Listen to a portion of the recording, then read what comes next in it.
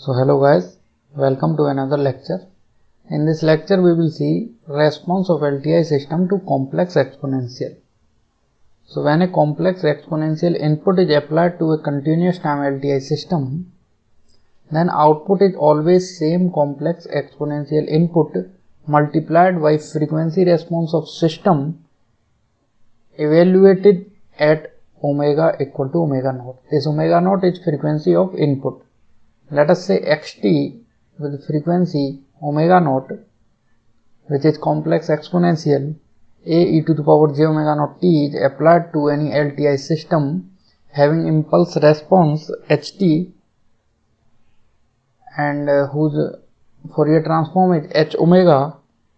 Then output will be same complex exponential multiplied with response of system evaluated at omega naught, means a e to the power j omega naught t multiply with h omega naught. So let us prove this output. So let us say this is our LTI system and input xt is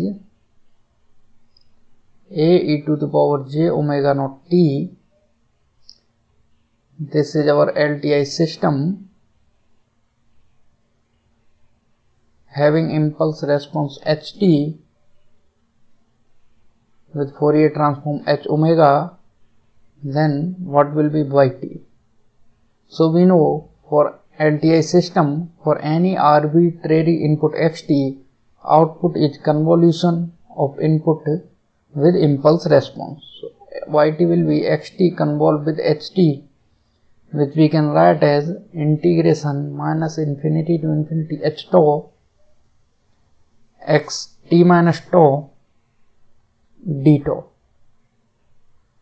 So as xt is a e to the power j omega naught t, so xt minus tau will be a e to the power j omega naught t minus tau. So put it here, so it will be minus infinity to infinity h tau a e to the power j omega naught t minus tau d tau.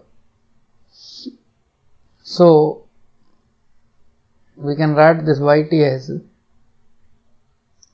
we can take outside a e to the power j omega naught t, because integration is with respect to tau, so this a e to the power j omega naught t term is constant. So what will left out, that will be h tau e to the power minus j omega naught tau d tau. H tau e to the power j omega naught tau d tau minus j omega naught tau d tau. So this we can write as, by seeing continuous time Fourier transform, we can see that this is h omega at omega equal to omega naught. So a e to the power j omega naught t h omega at omega equal to omega naught. So this is our output by t. So this will be response for complex exponential for any LTI system. Let us see one example. Let us say xt is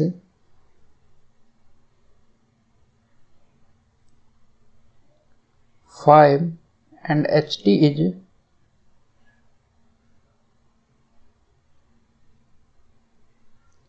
let us say ht is given as this, a rectangular pulse up to t equal to 3 with amplitude 3. So we know what will be yt will be, as we can write this xt as 5 e to the power j0, means here we can say that fundamental frequency omega naught is 0. So output will be same complex exponential 5 multiply with h omega at omega equal to 0.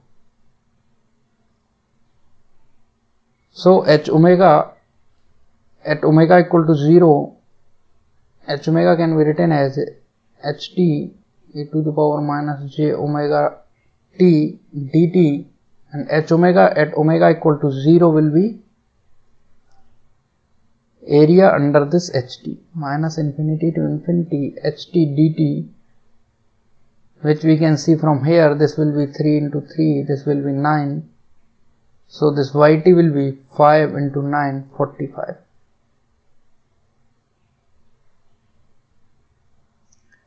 Let us see another example. Let us say ht is given as e to the power minus 2t u of t and xt is 2 cos 2t.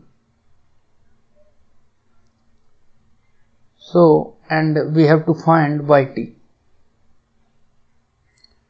So we can write from here h omega will be 1 upon 2 plus j omega, and xt we can write as complex exponential.